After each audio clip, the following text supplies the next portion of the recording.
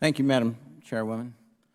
Again, we are here today because of the Supreme Court's landmark and life-saving decision in the Dobbs v. Jackson case. But the truth behind why we are really here is that the Democrats want one more opportunity to place the issue of abortion front and center in the news before the November 8th elections.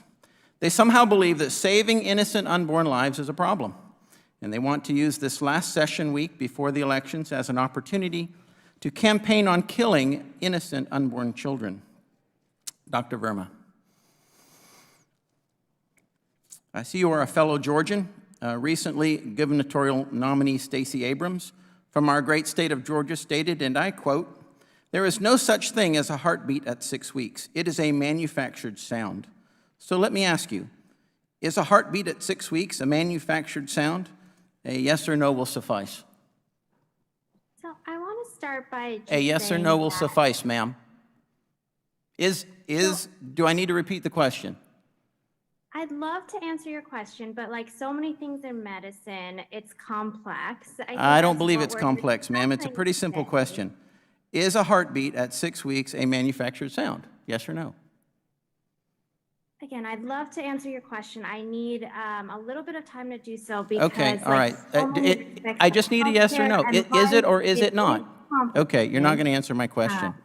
I do provide comprehensive reproductive health care, so I take care of people. Madam Chair, I'd like to ask for unanimous consent to submit for the record this study titled Role of Ultrasound in the Evaluation of First Trimester Pregnancies in the Acute Setting, which was published in Ultrasonography in 2019, in which it finds that in normal fetal development, a heartbeat is expected at or around 6 weeks.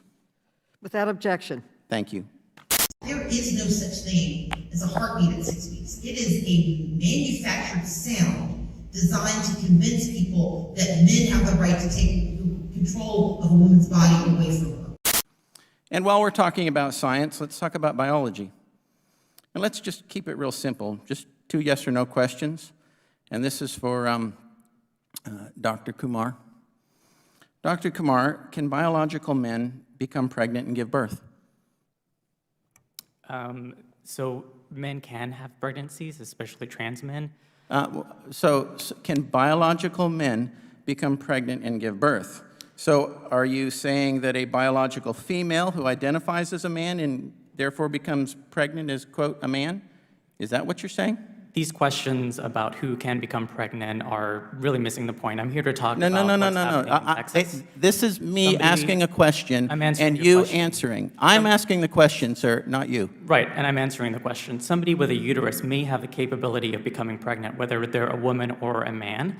That doesn't make a difference. Okay, we're done. Not every person with a uterus isn't complicated. has the ability Let me to become tell you, pregnant. if a person has This a is uterus medicine. and is born female, they are a woman. That is not a man, and the vast majority of the world considers that to be a woman because there are biological differences between men and women. I mean, clearly, any high school biology class teaches that men and women have different chromosomes. Females are XX chromosome and male are XY chromosome. Can't believe it's necessary to say this, but men cannot get pregnant and cannot give birth, regardless of how they identify themselves. Why in the world would Democrats have brought in a person whose title is Director of Trans Care for an abortion hearing when only biological women can become pregnant? Dr. Kumar, in your opening statement, you said, quote, abortion bans are inherently racist, inherently classist, and fundamentally part of the white supremacy agenda. How do you rationalize working for Planned Parenthood, an organization founded by Margaret Sanger, someone who associated with white supremacist groups and eugenics? Margaret Sanger's entire focus was to decimate communities of color through abortion to eliminate their future generations. You know, at a time... How many abortions have you performed in your lifetime? If I can answer your question. No. How many abortions have you performed in your lifetime? Likely thousands. Likely thousands, okay. So as a doctor yourself, do you believe you have terminated enough unborn babies to justify Margaret Sanger's beliefs and your continuance of her legacy? This is unconscionable. This is inexcusable. I'm thankful it is now criminal, and I look forward to the day when life is again respected across our entire nation. In closing, I'd like to ask for unanimous consent to submit for the record a copy of the United States Constitution, which, despite my Democrat colleagues' absurd claims, does not, and I repeat, does not include a right, a constitutional right to abortion. The word abortion doesn't even exist in it. And I would also like to ask unanimous consent to submit for the record the Declaration of Independence, which highlights the inalienable right to life. So ordered. Thank you, and I yield back. Committee members are reminded to treat all witnesses with civility and respect. The gentleman from Illinois, Mr. Krishnamurthy, is recognized for 5 minutes. Thank you, Madam Chair. Dr. Kumar, would you like to answer the question? Thank you. Yes. So I was going to say that I find it bewildering, and actually I'm flabbergasted at the fact that we have 17 states with abortion bans. I'm here to talk about what's going on in Texas, and I was very surprised to hear a question about Margaret Sanger.